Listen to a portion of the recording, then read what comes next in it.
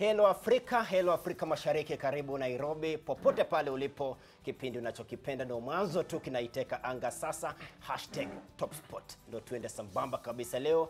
Mimi Yosho Makori, ukiniita mwanasport naridhika zaidi. Kigogo Brano Twali yuko pembeni mwangu.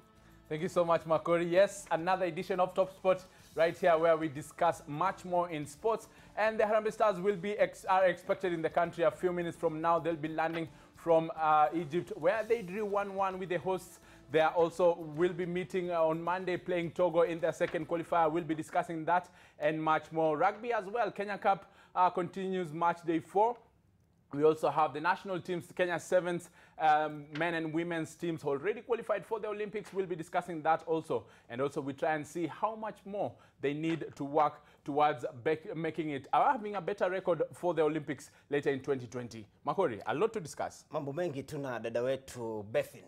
Tayari ametua katika angatua ndege Jomo Kenyatta JKIA, timu ya taifa kabumbu Harambee Stars. Umesema awali ndio inarejea nyumbani. Imetoka sare ya bao moja, yani nafasi nzuri kuimarisha kampeni yao ya kwenda tena AFCON mwaka 2021 kule Cameroon. Alafu ikiwa yuko vizuri kule JKIA, Bethin atakuwa anatuambia mawili matatu. Itakuwa starehe. Alafu ndio swali linakuja sasa hapo kwa #TopSport. Alright. Keep talking to us, #TopSport. And the question we ask you, what are your thoughts on Harambee Stars' performance against Egypt in AFCON 2021 qualifier in Alexandria? What are your thoughts on Harambee Stars' performance against Egypt in AFCON 2021 qualifier in Alexandria? Yes, they made it. They at least secured a point from that match, and they will also be seeking to better that with a home record right here when they'll be taking on Togo in the second qualifier match. And Togo already lost in their opener, losing to Comoros, and Comoros top that group. Group G already defined. Comoros, Kenya second, Egypt third, and Egypt in third, and Togo in bottom place without a point. So let's have a look at the different table standings right here on the Kenyan Premier League that is on a break with the international break going on right now. We have the top standings at the top 5 Kenyan Premier League. Gor Mahia topping that with 18 points already with 2 matches in hand. And Homeboys, Kakamega Homeboys are in second place with 17 points. Tusker in third place with 17, as well as Mathare also in 17. And 5th place are Ulinzi Stars with 16 points. And the second half of this table will be also trying to see. Gor Mahia are currently in Egypt, and they went for a friendly where they're also trying to make up the team to try and see what they will come back for. Also, they have a match against Kakamega Homeboys. If we get the bottom side of the standings for the Kenyan Premier League, the bottom side of the standings for the Kenyan Premier League will be coming shortly, but Gor Mahia have so far a better record. There it goes. That is the English Premier League. West Ham are on the bottom. We're looking for the Kenyan Premier League bottom half before we go to the English Premier League. So far, Gor Mahia are leading that with 18 points and 2 matches in hand.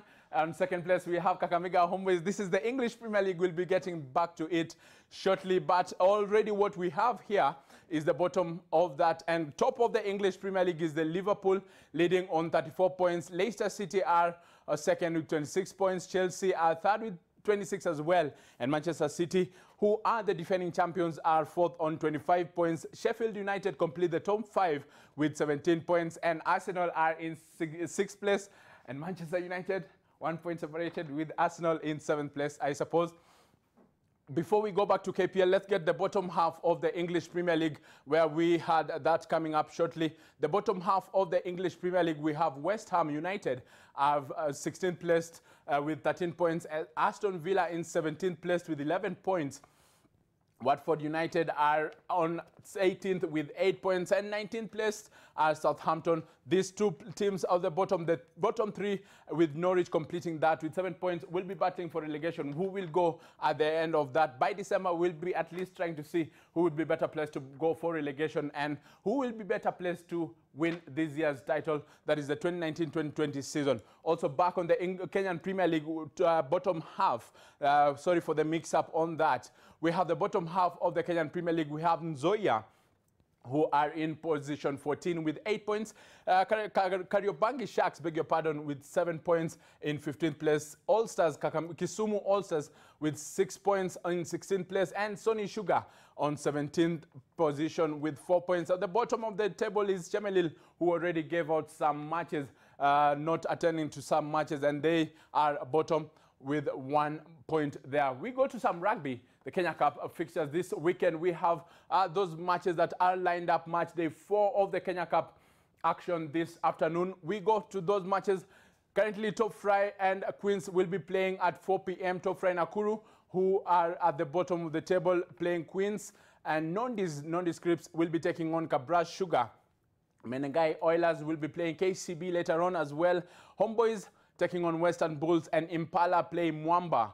Black Blood at Kenyatta University, they are playing Kisumu RFC, seeking to better that record and teach some lessons to the Kisumu Stars at their home turf in Kenyatta University. Also, other fixtures at the Africa Cup of Nations qualifier, which we already know that Kenya has already had some foot in with a draw in their first match. They will be having other matches this afternoon. That is tonight, where at 4 p.m. Madagascar play Ethiopia, and Ivory Coast will be playing there in that match also. And on Sunday, we have South Sudan taking on Burkina Faso. Uganda play Malawi at 4 p.m. South Africa play Sudan, and Rwanda taking on Cameroon later on Sunday. Those are the fixtures for on Sunday. And Monday, we have that match, Kenya playing Togo right here at the Kasarani Stadium. It will be on Monday as Comoros plays Egypt in the AFCON 2021 qualifiers. The fixtures right there. Our Kenya match will be at 7 p.m. and Comoros match will be at 4 p.m. Those matches for sure will be trying to give you an update on the same on Monday. All right, that has been our graphics of the day and our fixtures, different highlights for different fixtures. Right now, let's just dive into rugby. Away from football matters before we'll discuss football with Joshua Makori. But first, let's have a look at some rugby. And I'm joined by Pablo Murunga, former Kenya Sevens player as well as Kenya International with rugby. Karibu sana. Asante, asante. We have 2 teams already qualifying for the Olympics, 2020 Olympics in Japan. Yes. What is your take first before we start on Kenya Sevens team last performance in South Africa? I think fantastic, fantastic. Good to see all the boys back in the team, the senior boys, but especially excited about the young blood coming through. Some fantastic talent in this country. All right. If we can get our act together, tunaenda mambo. It was a mix of young as well as the experienced players, because we had issues last season with the experienced players missing out also for a better part of the season as well. But then it gave a chance to the youngsters also to also show what they have. And something that to note, they came up with the Morans team winning right here at the Safari Sevens. It shows that you can't rest on your laurels. All right. And I keep saying, to wear the shirt is a privilege. Indeed. The day you wear it, that's the time you own it. When you take it off, it's up for grabs again. Talking of shirts, you're wearing a different shirt today. A different shirt. I mean, morning as Australia were humbled at the World Cup. All right. But one day, hopefully, Kenya will be at the 15th World Cup, which is, for me, the epitome.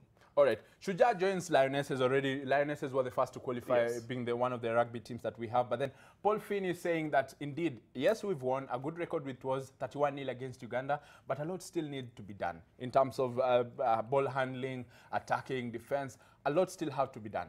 So the urgency, I believe the boys knew they were a different class from the rest of the sides. And you could see they could score when they wanted to score. They could play when they want. So we need to be able to keep the intensity, because at the HSBC series level, the game is a different game there. You sleep for 5 seconds, you're game gone. Looking at it also, before we go that, before we look at our Olympics qualifier, or rather Olympics, the teams that are there already, the Dubai Sevens is our first up task, because already the HSBC comes in, the World Rugby Series comes in December, later on, and Dubai Sevens leg. Kenya is placed alongside South Africa, England, and Spain. Look at that squad. The squad that we have as Kenya, vis-a-vis the team that we're playing against. Can't beat any of those sides there. Right now, we have a perfect balance of youth and experience, and there's absolute hunger for positions. So no one can afford to say, maybe niko sawa.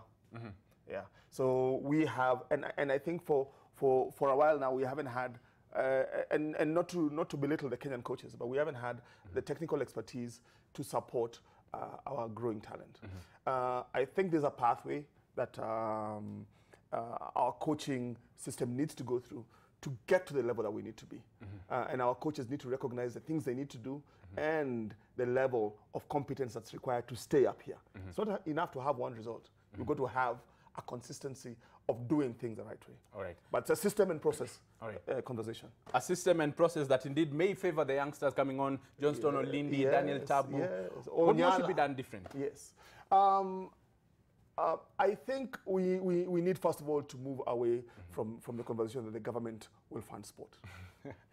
Funding is an issue for rugby Yeah, right now. yeah. And not just rugby, Yeah. sport in general.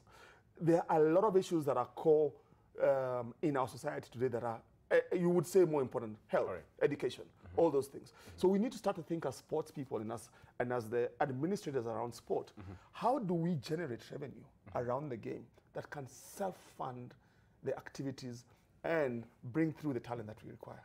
Public, private partnerships. That's how it will work. Are we doing it right so far? No, we're not. What are we missing? Leadership. So we need to stop thinking about individual personalities and start to think about the collective. So how does the group best benefit from the decisions I make as a leading administrator in the game? All right. And how do we then make sure that we grow a system that brings talent through from the grassroots? So we're not doing anything at the grassroots, or very little. All right. Yeah, so that's for me. If you only have 14 players or 20 players who are at the top here, even if they're good, what happens when they retire? Other than that, publicity is also one thing because Communications, and stuff. marketing, we need to do a lot of work in that area. So the good thing is, I know I can speak on a rugby front. There are a lot of things happening in the background that are not yet common knowledge. You will see them begin to come to pass. They have taken recognition of past errors, and you can see reconciliation has been made in certain fronts, and they're taking into account what the future looks like and how we get to that future. All right. Before we move to the ladies' side, just a quick one. Paul Finney, he has a chance. He has time to build up the squad with the World Rugby Series as well. Yeah. A different side, we have 9 teams already, among them South Africa, Fiji, winners in this series last season as well. We also have Great Britain among those teams, the 9 who have already qualified. The rest will be qualifying with from the repechage. Yeah. Perhaps what's different does Paul Finney, you've seen, has he brought in something different so far? So the true test, one, it's good sometimes when you don't know anybody. So you don't have bias around who should play or who shouldn't play. It was an issue last season. It was an issue, yes. And it's been an issue around selection, who gets into the team and who doesn't. So I think, for one, everyone's getting a fair shake in terms of whether you can get into the side or not. So if you're good enough, it doesn't matter your age, you get in. Finney will be good enough as well. Well, that's a question of time. All right. Yeah, I think he's doing the right things.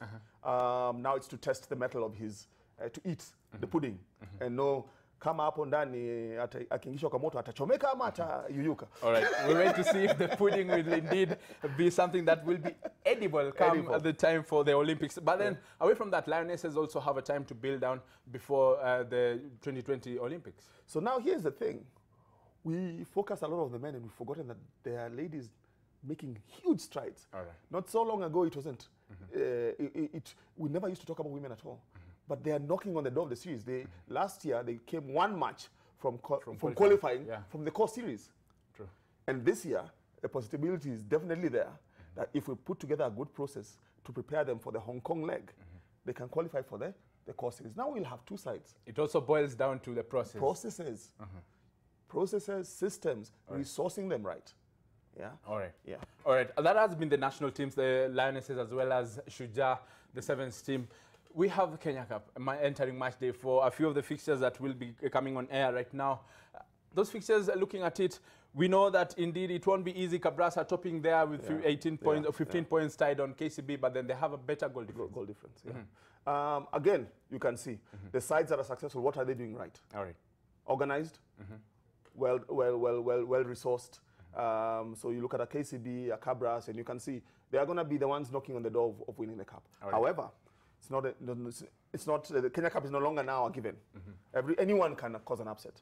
Impala, Mwamba as well, Menengai Cream, Oilers, and KCB. Some difficult games. We are hoping that my home club there, Nondis, is going to create a bit of a spanner there, and Cabraso tuwarudishe Kakamega bila pointi. Does it have competition? Because looking at it as well, we've known KCB has come up tops at some point. Cabras coming up, winning it as well. The competition is there. So KCB was winning at will. Cabras is there now. All right. Yeah, Impala have created a system that now looks to building a core from. So they have a very good age grade system that they are growing, and they're building into that senior side. All right. I think other teams need to wake up and start to say, what can we do differently to compete? KCB is not going to hand over there. I think KCB also have. They've won the Enterprise Cup, Yes. right? Currently, they are going for Kenya Cup as well. Yes. So far, they stand up as a. But last year they didn't do. Did they do the double last year? No, they won one. All right. So that means the dominance is starting to be challenged.